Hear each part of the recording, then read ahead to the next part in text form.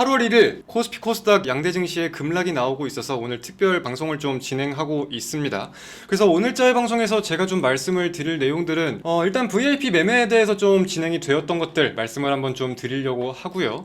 현재 하락 요인에 대해서 어떤 내용들이 있는지, 그리고 저희는 어떻게 시장을 바라보고 있는지, 그렇기에 지금 바라봐야 하는 종목들이나 잘라야 하는 종목들에 대해서 오늘 확실하게 말씀을 드리려고 방송을 킨 거니까 방송을 다 듣고 질문하시고 방송을 다 듣고 생각하셔도 늦지 않습니다. 일단은 제 말을 한번 집중해서 잘 들어봐 주시길 바라겠습니다. 자, 일단 저희 오늘 오전자 VIP 방송에서 바이오 위주 전량 손절매로 마감되었습니다. 오늘 아침 9시경에 손절 사인 전송 드렸고 최근에 손절매가 좀 없었는데 오늘 분명하게 제 관점이 이탈했다는 말씀과 죄송하다는 말씀과 함께 바이오 위주 손절매를 진행했습니다. 이거는 뭐 시장 핑계를 댈 것도 없고요. 저희가 뭐 여태까지 벌었으니 괜찮다 이렇게 어영부영 넘어갈 것도 없는 것 같습니다. 그저 제가 틀린 거에 대해서 분명하게 반성을 하고 죄송하다는 사과 말씀을 드리겠습니다. 죄송합니다. 다만 확보된 현금에 대해서는 지금부터 증시가 어떻게 되든 간에 제가 어떻게 굴려가지고 어떻게 돈을 버는지 분명하게 보여드릴 거니까 너무 걱정을 하기보다는 지금부터 더욱 집중을 해야 된다는 마인드로 집중을 해주시길 바라겠습니다. 자, 그리고 두 번째로 한화솔루션, 이 종목도 아마 지금 걱정이 좀 크신 종목일 거라 생각이 듭니다. 어제 방송에서도 말씀을 드렸고 오늘도 잠깐 말씀을 드렸는데, 하나솔루션 같은 경우는 저희가 지켜보고 있던 두 가지 관점 중에 한 가지가 분명하게 깨진 게 맞다, 그렇기에 예상치 못한 하락이 나온 것도 맞다 라고 분명하게 말씀을 드렸습니다. 자, 근데 여기서 제가 지금 좀 드리고 싶은 말씀은, 하나솔루션 같은 경우는 제가 지금 생각을 계속하고 내용을 보면 볼수록 분명하게 지금 이 종목은 수익 마감을 할 수 있겠다는 방향으로 저도 그렇고 저희 회사도 그렇고 의견이 모아지고 있어요. 이 말씀인 즉슨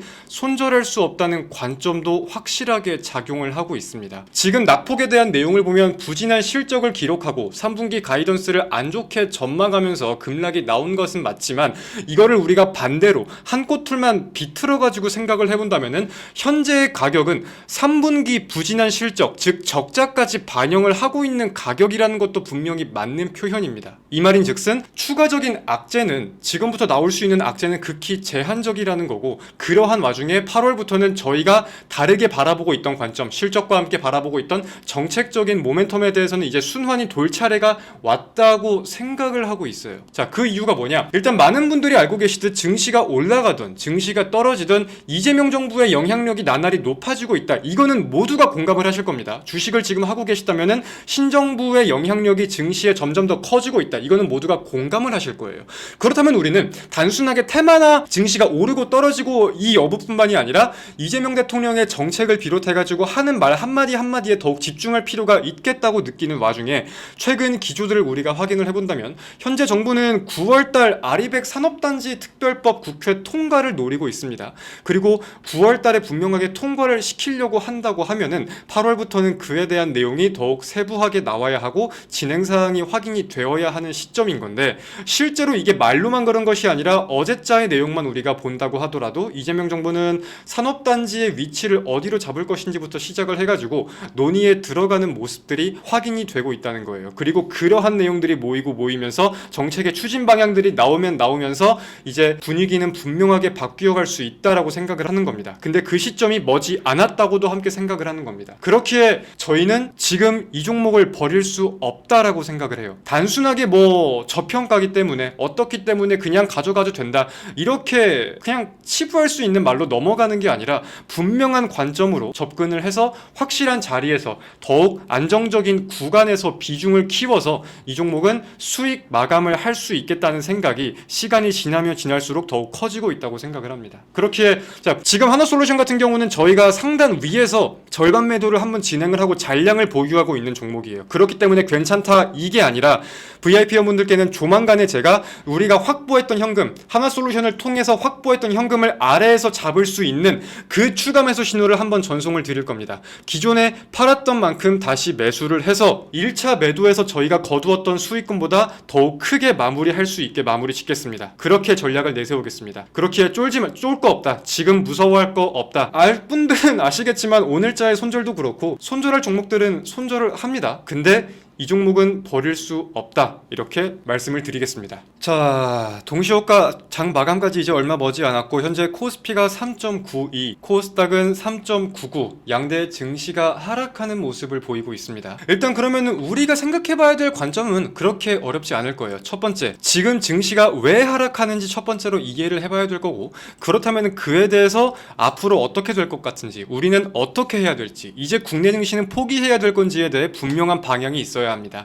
그리고 이에 대한 방향이 나왔다고 한다면, 그리고 국내 증시를 이어서 계속 할 거라고 한다면 당연히 지금 우리가 기회로서 접근해야 될 종목도 분명하게 저는 있다고 생각을 합니다. 오늘은 여기까지 일단 확실하게 말씀을 드리고 이어서는 조금 다른 내용들도 말씀을 드려보겠습니다. 첫 번째, 지금자의 증시 하락에 대해서 말씀을 드릴게요. 일단 어제자의 미국 증시가 하락한 요인을 우리가 첫 번째로 꼽아볼 수 있을 겁니다. 물론 빅테크 기업들의 실적이 잘 나오면서 매수세가 몰린 거는 긍정적이라 볼 수 있겠지만 결국 연준은 금리를 동결을 시켰어요. 근데 이 동결이라는 것 자체가 시장의 하락 요인으로 작용을 한다는 게 아니라 파월 의장의 발언을 들어보면은 이거 한번 주목해 보세요. 이거 지금 제가 계속해서 언급할 말입니다. 관세발 영향에 대해서는 기존도 그렇고 지금도 그렇고 여전히 알 수 없다. 하지만 끝나는 게 아니라 우리는 그 불확실성을 모르기 때문에 지금은 동결이 맞다라는 관점을 계속해서 이어가고 있는 거잖아요. 근데 그러한 시점에서 그래서 매크로 지표가 계속해서 중요하겠구나라고 확인할 수 있는 그런 시점에서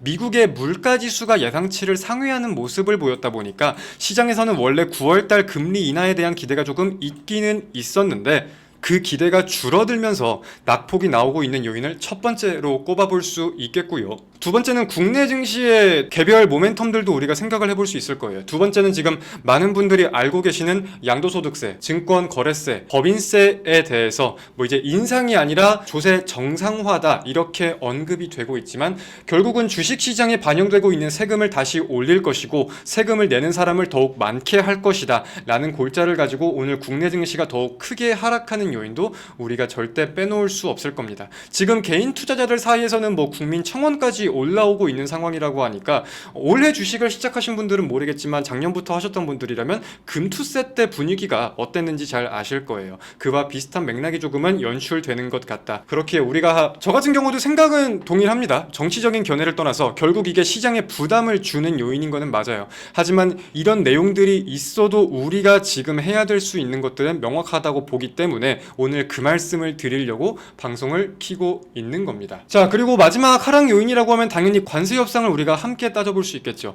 관세 협상에 대해서 제 영상들도 많이 올라가고 지금 뉴스 아래 댓글들을 달리는 거 보면은 정치적인 입장을 가지고 잘했다 못했다 엄청나게 싸우시는데 싸우지 마세요. 우리끼리 싸워서 해결될 수 있는 문제는 아닙니다. 근데 제가 항상 드렸던 말씀은 뭐였냐면은 첫 번째, 8월 1일이 된다고 해서 이 모든 불확실성이 거치는 게 아니다. 끝나는 게 아니다. 우리는 계속해서 같은 관점을 가지고 증시가 움직일 수 있다는 것을 이해를 하고 있어야 된다라고 말씀을 드렸고, 두 번째, 15%로 인하가 된 거는 뭐 나름 나쁘지 않은 데이터라고 할 수도 있겠지만 우리가 계속해서 봐야 될 관점들이 있기 때문에 그것들로 증시가 하락하는 가능성도 열어두어야 한다고 말씀을 드렸습니다. 이에 대해서 좀 세부적으로 들어가면 펀드 조성 규모에 대해서도 말이 아예 안 나오지는 않는 상황이고, 한국과 미국이 협상을 하고 있는 거에 대해서 비관세 장벽이 어떻게 진행이 되고 있는지 여부도 말이 좀 갈리는 부분들이 있다 보니까 이런 것들을 생각해 볼 수 있겠고요. 그리고 마지막은 한국에서는 아직 언론 보도가 많이 안 되고 있는 내용인 것 같은데, 제가 미국 대통령 대변인실 기자회견을 보니까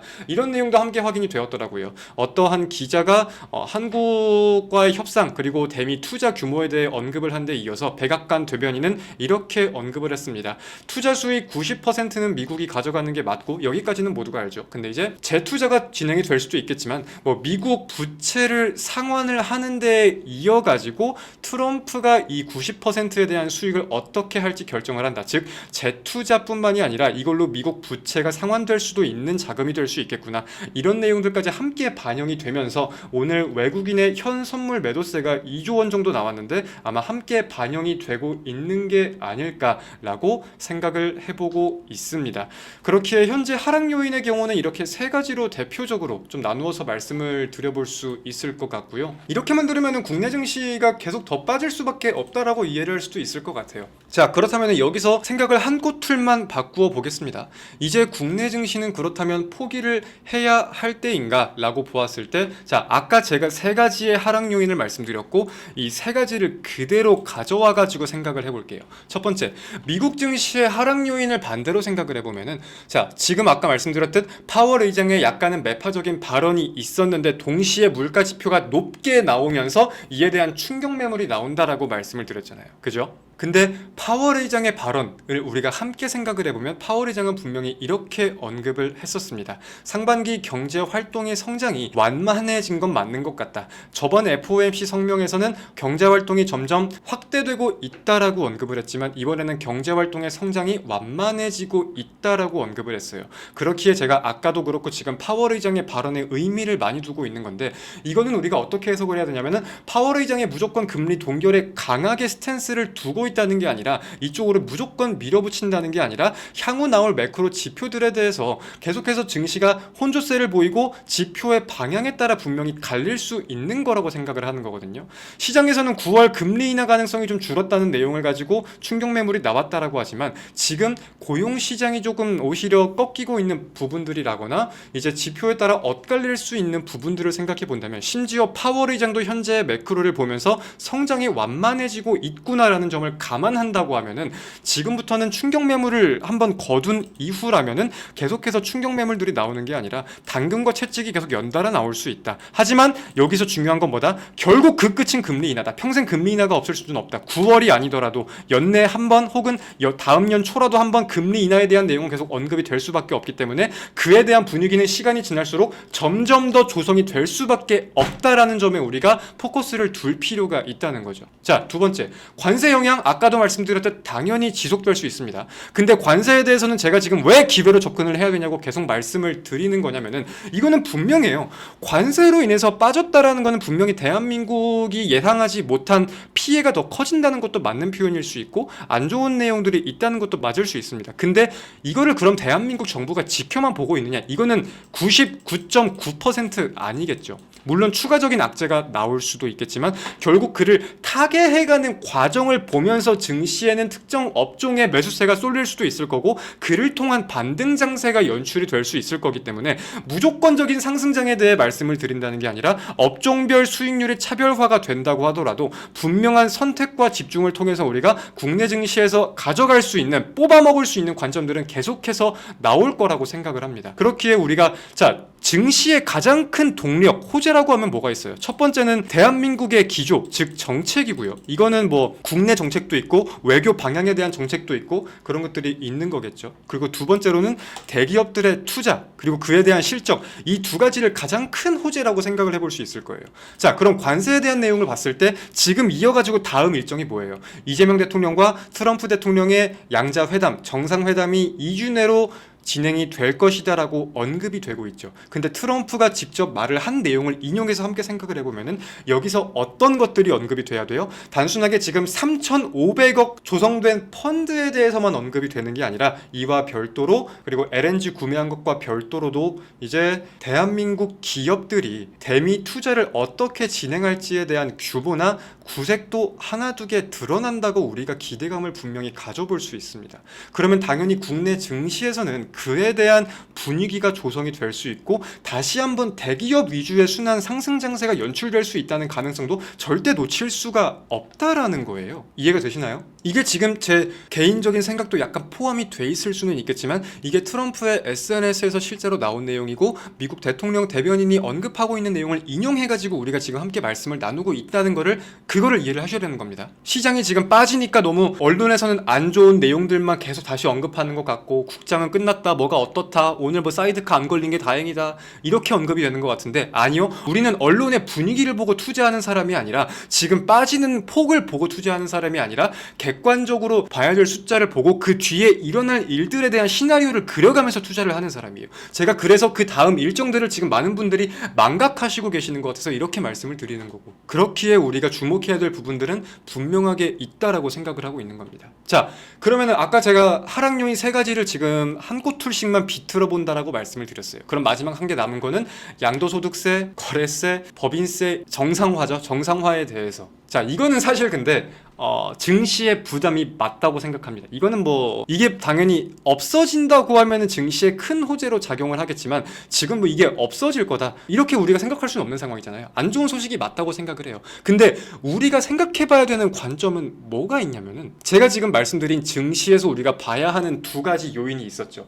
이게 클 것 같으세요? 아니면은 양도소득세 이게 클 것 같으세요? 이렇게 생각해보면은 저는 이게 무조건 클 거라고 생각을 하거든요. 이게 부담으로서 작용을 할 수야 있겠지만 모든 호재를 갉아먹을 큰 악재라고 바라볼 수는 없다는 거예요. 우리 대한민국이 그러한 장세를 안 겪어봤던 것도 아니고 결국은 나와 있는 내용들을 토대로 그 안에서 우리는 생각을 해야 되는데 이 한계가 이 2개를 잊게 할 만큼의 악재는 아니라고 생각을 해야 된다는 거죠. 그렇기에 뭐 6월달 상승은 사실 비정상이었다는 건 다 알고 계시잖아요. 그죠? 6월달 상승장이 비정상이었다는 건 알고 있어요. 상승장도 상승을 하다가 차익도 나오고 불확실성으로 빠지고 그 불확실성을 해소하면서 다시 상승을 하고 이 사이클이 반복되면서 상승인 건데 6월달에 너무 말도 안 되는 장세가 나왔다 보니까 지금 우리가 마음속으로 생각하는 충격이 더 큰 거지 사실은 계속 이런 사이클을 타면서 올라가는 게 상승장인 거예요. 그죠? 그렇다면 지금 국내 증시는 다 정리를 하고 포기를 해야 할 때인가? 이거는 NO라고 생각을 합니다. 저는 증시가 여전히 상승장이라고도 보기 때문에 지금자의 하락은 우리가 분명히 집중을 해야 되는 구간이다 라고 생각을 하고 있다라는 겁니다. 자, 그렇다면 우리가 지금 관심을 두고 봐야 하는 종목들은 뭐가 있느냐? 사실 가장 중요한 건 이거일 거예요. 오늘 방송의 가장 핵심이라면 핵심이기도 할 텐데 VIP 회원분들께도 제가 오늘 말씀을 드리고 다음 주에도 따로 말씀을 드리겠지만 시장이 지금보다 더 빠진다고 하면 저희가 담을 종목군들은 분명하게 준비가 돼가고 있습니다. 그리고 보유 종목에 대한 말씀들도 지금 좀 하시는 것 같은데 보유 종목에 대해서도 분명하게 제가 말씀을 드릴 거니까 너무 성급하게 생각하지 않으셔도 된다고 말씀을 드리고 싶습니다. 손절매가 나갈 건 손절이 나가고 함께 할 건 함께 하는 거니까. 그죠? 결국 우리가 종목을 고르는 데에 대해서는 시장의 분위기를 가장 1순위로 생각을 해야 돼요. 그럼 제가 지금 계속 말씀드린 내용을 토대로 증시에서 가장 부각이 될 재료들이라고 본다고 하면은 첫 번째, 한국 대기업들의 대미 투자 관련 장세가 형성될 수 있을 것 같다. 두 번째, 관세발 불확실성이 이어지는 것도 맞고 관세발 충격이 데이터로 나타나면서 증시가 사실 어떤 모습을 보일지는 모른다. 하지만 그럼에도 분명히 한국의 제품을 써야 하는 업종이나 그러한 회사들은 즐비한다. 결국은 우리가 수출을 하면서 관세를 내는 게 아니라 그 국가에서 그 국가의 법인에서 수입을 하면서 세금을 내는 거잖아요. 그렇기 때문에 결국 수요가 이어질 품목이나 그러한 회사들은 있다. 그렇다면 이것들은 관세발 불확실성이 있다고 하더라도 분명한 정면 돌파가 가능하고 오히려 시장의 시선이 더욱 쏠릴 수 있는 종목들이다. 제가 지금 바라보는 상승할 종목의 공통점은 이 2개입니다. 근데 아마 이 2가지가 모멘텀이 겹치는 종목들이 분명하게 저는 있을 거라고 생각을 해요. 그 대표적인 기업들, 저희가 지금 1차적으로 생각하는 기업들은 뭐가 있냐면 삼성전자, 한화에어로스페이스, 한화시스템과 같은 종목들, 그리고 조선의 뭐 HD 현대중공업 이런 종목들이 있습니다. 저희도 지금 이거를 리스트를 나열해놓고 추려가면서 더욱 모멘텀이 확실할 수 있는 기업들, 대미 투자에 대해서든 실적에 대해서든 더욱 확실할 수 있는 기업들을 추리고 있는데 이거는 제가 조금 더 정리를 해가지고 다음 주 중에 VIP 회원분들께 따로 방송을 토대로든 메신저를 토대로든 좀 자세하게 안내를 드릴 예정이니까 그때 자세하게 다시 말씀을 드리겠습니다. 지금 기업인가요? 테마로 보시나요? 라고 말씀을 하시는데 둘 다 봐야죠. 결국은 저는 시황을 보면서 테마를 고르고요. 그 테마 안에서 이 기업의 입지를 보다 보면은 그게 우리가 매수할 종목이 나온다. 이 구조로 종목을 고르기 때문에 뭐가 더 중요하다 이렇게 볼 수는 없을 것 같습니다. 그렇기에 제가 지금 드리고자 하는 말씀들은 여러분이 이해를 해주셨으면 하고 드리는 말씀은 뭐가 있냐면은 오늘자 국내 증시 분명히 많이 빠진 것 맞다. 있다. 근데 지금 국내 증시가 많이 빠진 거에 대해서 너무 분위기에 동요될 게 없다. 오히려 지금 집중을 하고 우리가 지금 사야 될 종목들, 여러분들은 그런 거 없으신가요? 이 종목 사고 싶었는데 주가가 생각보다 안 떨어져서, 내가 알고 있는 건 남들도 알고 있으니까 매수만 몰리면서 올라가서 놓쳤던 것들 분명히 하나쯤은, 5개쯤은 있을 거라고 생각을 해요. 그런 것들이 지금 이제 원하는 가격으로 오고 있을 거잖아요. 그럼 우리는 거기에 포커스를 두고 지금자의 증시를 봐야 하는 거지, 지금자의 하락은 그 이상을 생각할 재료들은 아니라고 좀 바라봅니다. 그래서 이제 많은 분들이 또 궁금하다고 느끼실 게 이런 것도 있을 것 같아요. 증시가 많이 하락을 하면서 버려야 할 종목과 버텨야 할 종목을 좀 어떻게 구분하면 좋을지, 이런 것들도 좀 궁금해 하시는 분들이 있을 것 같은데, 보유하고 있는 종목에 대해서는 제가 정리를 할 거니까, 제가 정리를 해서 말씀을 드릴 거니까 조금 기다려 주시면 감사하겠습니다. 근데 이제 기본적인 로직을 가지고 우리가 좀 본다고 했을 때에는 이런 부분들이 있을 거예요. 첫 번째로는 증시에 편승하는 종목인지 편승하지 못하는 종목인지 여부도 봐야 할 거고, 기술적으로 특정 구간에 오면은 반발 매수가 들어오는 종목인지 아닌지도 여부를 우리가 분명하게 파악을 잘 해봐야 된다라고 생각을 합니다. 그래서 이런 흐름들을 보면서 개별적인 종목에 대해서는 분명한 판단이 좀 필요하겠다라고 좀 생각을 하고 있고요. 이거는 제가 좀 시간이 나중에 이어지면은 정리를 해가지고 다시 한번 또 말씀을 드리겠습니다. 자, 보유 종목에 대해서 좀 여쭤보시는 분들도 계시는 것 같은데, 자, 지금 제가 말씀드릴 수 있는 내용들을 간략하게 한번 말씀을 드려보면은, 자, 일단 저희의 포트가 어떻게 구분이 돼가고 있는지는 다들 아실 거라고 생각을 합니다. 그리고 그 포트를 구분하는 데에 있어가지고 스윙 중장기 종목들 같은 경우는 제가 늘 강조를 많이 드리듯이 증시가 하락할 때 우리가 더욱 비중을 실을 수 있는 종목군들로만 편성을 한다라고 말씀을 드리고 있어요. 그에 대해서 우리가 이외의 생각을 가질 건 없습니다. 보유 종목에 대해서 브리핑을 드리는 부분들을 함께 고려해 본다면은, 문제가 생기고 잘라내야 되는 종목이 생기면은 제가 말씀을 드리고 있으니까 스윙 중장기 종목들에 대해서는 전략대로 진행이 되면 된다, 이 말씀을 드릴 수 있겠습니다. 자, 그럼 단기 종목에 대해서도 좀 말씀드리고 가는 것 같은데, 증시가 밀리니까 당연히 단기 종목들이 조금 부진한 흐름을 보이는 게 맞죠. 그리고 오늘 저희가 정했던 손절선을 넘어가면서 분명한 손절매도 진행을 했습니다. 죄송합니다. 제 관점이 틀렸던 게 맞고 제가 생각을 잘못한 게 맞습니다. 이거는 제가 입이 10개라도 할 말이 없는 게 맞고, 그냥 지금으로서 제가 해야 되는 일은 그 현금을 어떻게 더 알차게 쓸지, 어떤 종목으로서 멘징을 할지, 어떤 자리에서 들어갈지 더 확실하게 생각을 해가지고 그 이상의 결과를 만들어내는 게 제 일입니다. 하나솔루션 같은 경우도 아까 말씀을 드렸듯 어떤 관점으로 우리가 지금 바라보고 있고, 이걸 왜 수익 마감을 할 수 있을 것 같은지, 어떻게 생각을 해야 될 것 같은지 말씀을 드리고 있으니까 그 관점을 다시 한번 이해를 해봐 주셨으면 좋겠습니다. 공개방송이라 다른 종목들에 대해서 함께 언급이 될 수는 없겠는데, 단기 종목 오늘자 시장이 하락하면서 보유 종목들이 하락한 거 저도 당연히 알고 있습니다. 하루 8시부터 8시까지 주식만 보고 있고 제가 제일 많이 보고 있고요. 그에 대해서 우리가 어떻게 타개하는지, 증시가 하락한다고 해서 무조건 쪼는 게 아니라, 일반 개인 투자자의 입장으로서 같이 무서워하는 게 아니라 어떻게 지금자의 하락을 만회를 시킬 건지 그 관점으로 접근을 해서 그 이상의 결과를 내려고 하고 있는 거니까 한번 잘 지켜봐 주시길 바랍니다. 그래서 오늘자 손절 나온 거를 봐도 보면은, 하나솔루션에 대해서 아까 우리는 버릴 수 없다, 손절하지 않을 거다, 수익으로 빠져나올 수 있다는 자신이 있다, 분명하게 말씀을 드렸고, 그런 관점이 아닌 종목에 대해서는 분명한 손절매가 나갔습니다.